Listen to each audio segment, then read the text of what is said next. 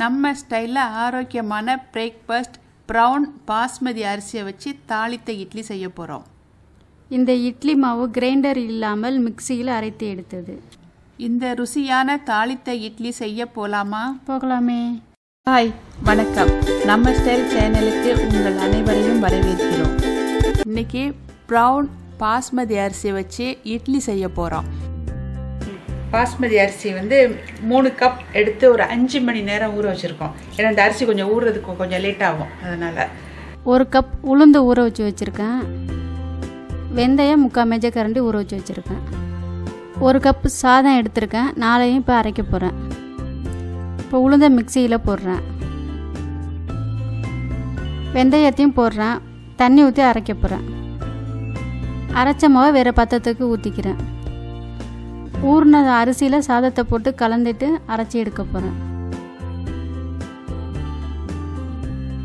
Brown colour அரிசினால மாவும் கொஞ்சம் லைட்டாக ப்ரௌன் கலரில் இருக்குது. உளுந்து மாவோடு அதே ஒன்றா ஊற்றிக்கிறேன். எல்லா அரிசியும் இதே மாதிரி அரைச்சி எடுத்துக்கோங்க. மாவுக்கு தேவையான அளவு உப்பு போட்டு நல்லா கலந்து விட்டு புளிக்க வைங்க. இட்லி தாளிக்கிறதுக்கு கடுகு 3/4 மேஜைக்கரண்டி, சீரகம் 3/4 மேஜைக்கரண்டி, 1/2 மேஜைக்கரண்டி வெள்ளை உளுந்து எடுத்து வச்சுருக்கேன். 4 எனக்கு கருவேப்பிலை வெட்டி வச்சுருக்கேன். 6 வரமிளகா, இந்த மாதிரி மிளகா விதையோட சின்ன சின்னதாக வெட்டி வச்சுருக்கிறேன். அப்புறம் 2 வெங்காயம் சின்னதாக வெட்டி வச்சுருக்கேன். 2 மேஜைக்கரண்டி ஆயில் ஊற்றியிருக்கேன். அதில் கடுகு போடுறேன். மழை நல்லா இடியாக இருக்குது. சீரகம், உளுந்து, வரமிளகா,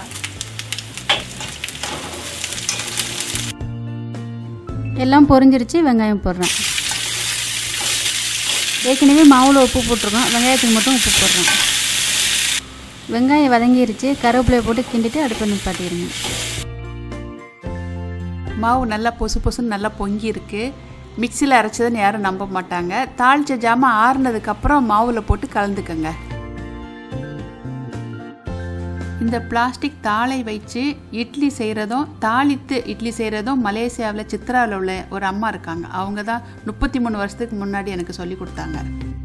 பிளாஸ்டிக் தாளை இட்லி தட்டு அளவுக்கு நீங்கள் பார்த்து வெட்டிக்கோங்க. நடுவில் பிடிக்கும் ஒரு துவாரம் மாதிரி வெட்டி எடுத்துக்கோங்க. அந்த பிளாஸ்டிக் தாளில் ஒரு 4-5 சொட்டு மட்டும் எண்ணெய் ஊற்றிக்கோங்க. ஊற்றிட்டு அது எல்லா பக்கம் படுற மாதிரி நல்லா தேய்ச்சி விடுங்க. ஒரு பகுதி மட்டும் நீங்கள் போட்டால் போதும். இட்லி எந்த பகுதி ஊற்றுறோமோ அந்த பகுதிக்கு மட்டும். தயாரான தட்டில் இட்லி மாவு எடுத்து ஊற்றுறேன். இட்லிக்கு தண்ணி ரெடி ஆகிடுச்சு. இட்லி தட்டை எடுத்து வைக்கிறேன். இந்த தட்டு வைக்கும்போது ஒரு இட்லிக்கு நேரம் ஒரு இட்லி வைக்கக்கூடாதுன்னு சொல்லுவாங்க. இதுக்கும் இதோ சேமாக இருக்கக்கூடாது. கொஞ்சம் நவுட்டி வைக்கணும். இந்த இதில் காலி இடம் வந்துருக்கு. தெரியுதா வைக்கிறது? தெரியும். அந்த மாதிரி வைக்க சொல்லுவாங்க. இல்லாட்டி அந்த வேர்வை தண்ணி அது நேரே வடிஞ்சிரும் அப்படின்னு. இட்லி மாவை வச்சு 12 நிமிஷம் ஆகுது. சில பேர் விரலை வச்சு குத்தி பார்ப்பாங்க. நான் குச்சியை வச்சு குத்தி பார்க்குறேன், வெந்துட்டான்னு பார்க்குறதுக்கு. ஒட்டாமல் வந்திருக்கு. இட்லி வெந்துருச்சு. இட்லிக்கு மேலேயே தண்ணி தெளித்து எடுக்கிறோம். இட்லி ஆற காயாமல் இருக்கிறதுக்காகவும் துணி போட்டு நம்ம செஞ்சோம்னா இட்லி எடுக்கிறதுக்கு சுலபமாக இருக்கும். நம்ம ஸ்டைல் ப்ரௌன் பாஸ்மதி ரைஸ் தாளித்த இட்லி தயாராகிட்டு. உங்களுக்கும் பிடிச்சிருக்குன்னு நம்புகிறோம். நீங்களும் ரசித்து செஞ்சதை ருசித்து சாப்பிட்டு பார்த்துட்டு ஆதரவு கொடுங்க. நான் இப்போ 2 இட்லி எடுத்து வச்சு சாப்பிட போகிறேன். இட்லிக்கு சாம்பார் ஊற்றிக்கிறேன்.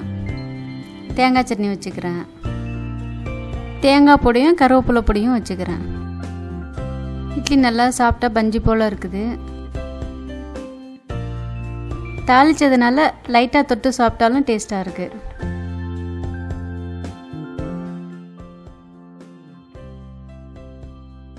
இந்த வீடியோ உங்களுக்கு பிடித்திருந்தால் லைக் பண்ணுங்க, ஷேர் பண்ணுங்க, கமெண்ட் பண்ணுங்க, சப்ஸ்கிரைப் பண்ணுங்கள். பிறகு கீழே இருக்கும் பெல் பட்டனை அழுத்துங்கள்.